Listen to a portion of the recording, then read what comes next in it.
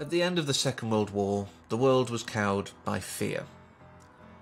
Not only had we seen just how much man could kill man, the numbers were just terrifying, but we had gained a new awful combatant in the theatre of war, the atomic bomb. Those two dropped in Japan just showed the world that destruction on a godlike scale had now gone into the hands of man, and many were rightly terrified. They called for the immediate cessation of any testing of these things, and of course the use of these things in future combat. But that wasn't everyone's opinion. Some realised that this had great potential, and this is why the Cold War kind of existed. This idea of mutually assured destruction. If I, a nuclear power, use my weapons on you, another nuclear power, you will retaliate. So how about we both don't do that? That's really the Cold War in a very, very compressed and simplified nutshell. But this didn't mean that, just holding on to these weapons was enough. We wanted to see what else we could do. We wanted to upgrade from the A-bomb to the H-bomb. And a few years down the line, testing began on a little tiny atoll that no one had heard of before, but had suddenly been rocketed to infamy. Bikini. There are many songs that exist about it, some of which have been in the Fallout series, officially or unofficially through mods.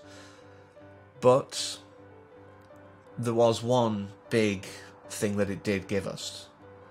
A fishing boat noticed this blinding flash, and were terrified by it, of course.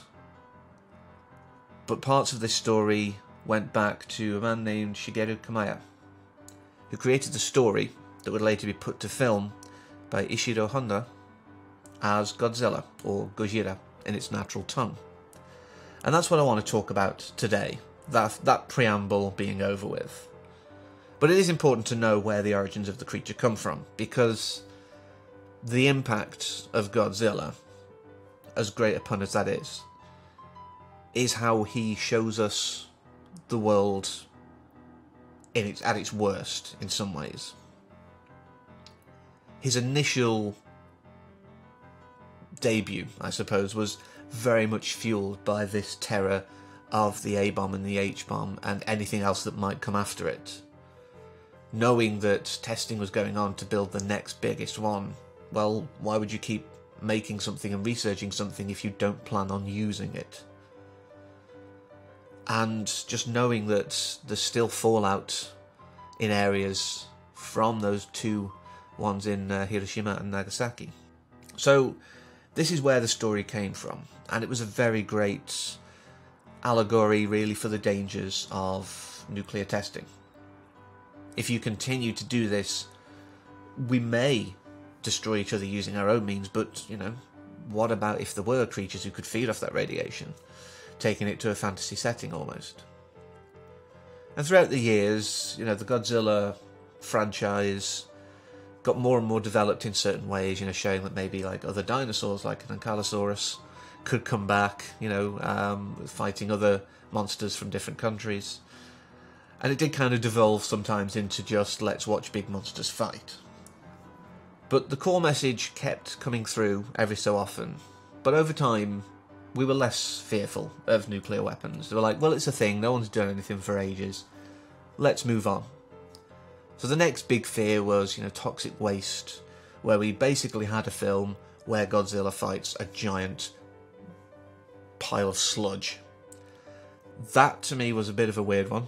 That's actually one of the first Godzilla films I ever watched, and almost put me off it for a while. I was like, what am I watching here? There's a man in a rubber suit fighting a, giant frisbee that's kind of a brown and icky looking. What is going on? But obviously, when you look into it and you understand that it was basically an ecological message, I guess it made some sense. But, this was a very younger version of me who just didn't get that nuance, perhaps.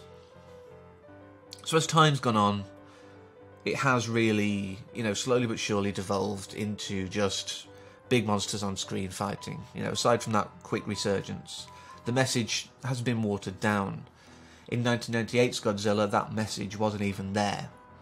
It was just, we want to cash in on this big monster franchise.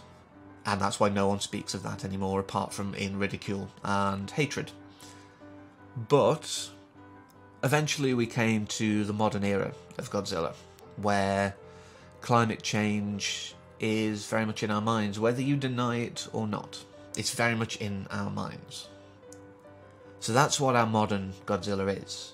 Now that we've got this sort of more legendary Western-fueled Godzilla, but trying to keep some of the core tenets of the origins of the character, we have to, I think, take that as the reasoning.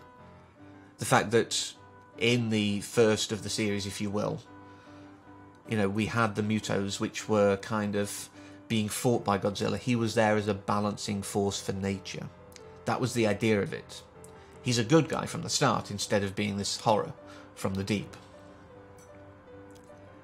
But it does show how much I think that we can still look at that core message, that he is meant to be a tool for us to look at the world and what we're doing to it, whether that be threatening other nations with complete and utter destruction, and the, you know, issue not disappearing for years and years, decades, maybe even centuries, through to today where we're destroying the world around us with sometimes little regard to the actual long-term impact, which we are starting to see the seeds bearing fruit now, or not bearing fruit, I suppose, as the case may be.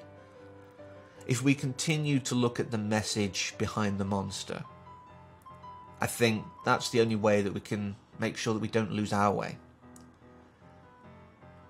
We see him as a protector of nature, but why can't we step into those rather sizable footprints ourselves? We can be the protector of our world if we just accept that what we do has an impact, big or small, and take responsibility for it and do what we can to rectify any mistakes we make along the way. We can be the heroes of our own story. We don't need to look to a giant creature to do it for us. But I'm not sure we'd be so good at fighting other giant monsters.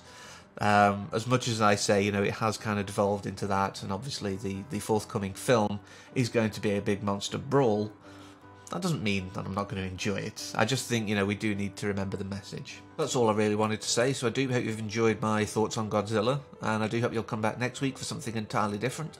But until then, as always, thanks for watching, and take care.